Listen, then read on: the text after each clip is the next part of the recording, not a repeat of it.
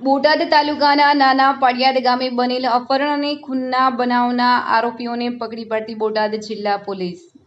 બોટાદ તાલુકાના નાના પાડિયાદ ગામે અપહરણ અને ખૂનની ઘટના બનવા પામી હતી, જે ઘટના પ્રેમ સંબંધ અને પ્રેમ લગ્નને આધારિત હોય તેના અનુસંધાને છૂટાછેડા થતા એની દાજ રાખીને આરોપીઓ દ્વારા અપહરણ કરી ખૂનનો ગુનો કરેલ હતો અને આ ગુનો બનતા તેની ફરિયાદ બોટાદ તાલુકાના પાડિયાદ પોલીસ સ્ટેશનમાં નોંધાવા પામી હતી, જેના અનુસંધાને પાડિયાદ પોલીસ તેમજ બોટાદ જિલ્લા પોલીસ દ્વારા આ ગુનાના આરોપીઓની સઘન શોધખોળ કરવા અને પકડવા માટે ચક્રો ગતિમાન કર્યા હતા, જેના અનુસંધાને બોટાદ પોલીસ આરોપીઓને પકડવા માટેની સફળતા મળેલ હતી।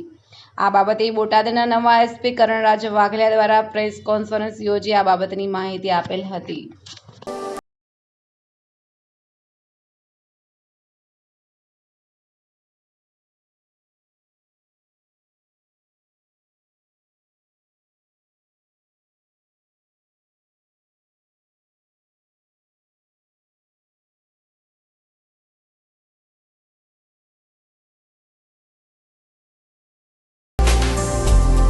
બોટાદ જિલ્લાના પાડિયાદ પોલીસ સ્ટેશનની હદમાં જે નાના પાડિયાદ ગામ છે ત્યાં 26મી એપ્રિલ વહેલી સવારે એક વ્યક્તિ રણછોડભાઈ ધોરિયાનું છકડો રિક્ષામાં 2 થી 3 અજાણ્યા માણસો અપહરણ કરીને લઈ જાય એવી માહિતી મળેલ હતી।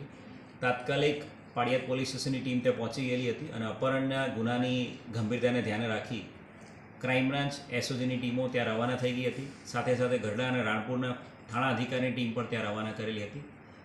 5 જેટલી ટીમો બનાવીને આ ગુનાની ગંભીરતા ધ્યાને રાખીને અલગ અલગ જગ્યાએ અમે ટીમો મોકલેલી હતી। ચોટીલાના એક અવાવરું પ્લેસ ઉપરથી જે અપહરણમાં વપરાયેલ છકડો અમને મળ્યો હતો અને જેના આધારે વધુ તપાસ કરતા હ્યુમન ઇન્ટેલિજન્સ અને ટેકનિકલ ઇન્ટેલિજન્સ આધારે મોરબી ખાતેથી ક્રાઇમની ટીમ અને પીએસઆઈ ઝાલા પાડિયાદ પીએસઆઈની ટીમે 2 આરોપી મુકેશ ઓળકિયા અને અજય ઓળકિયાને પકડી પાડેલા છે।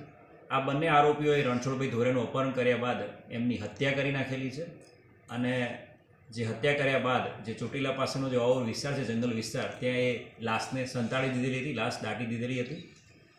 ગુનામાં જે છકડો એમણે વાપર્યો હતો એ અને જે ભોગ બનનાર વ્યક્તિ રણછોડભાઈ ધોરિયા બંને આરોપીઓની કરી છે, મુકેશ ઓળકિયા અને અજય ઓળકિયાની। એમાં મુકેશે આજથી 1-1.5 વર્ષ પહેલાં ગામની જ એક દીકરી છે એની સાથે લવ મેરેજ કરેલા હતા અને આ જે દીકરી છે એ રણછોડભાઈની ભત્રીજી હતી અને ત્યારબાદ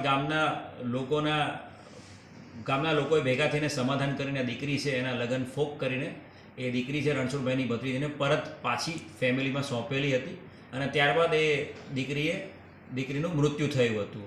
એટલે પોતાની પ્રેમિકા અને પોતાની જે પત્ની હતી એના મોતનો બદલો લેવા માટે એ આ આખું એણે અપહરણ કરીને રણછોડભાઈનું મૃત્યુ નિપજાવેલું છે।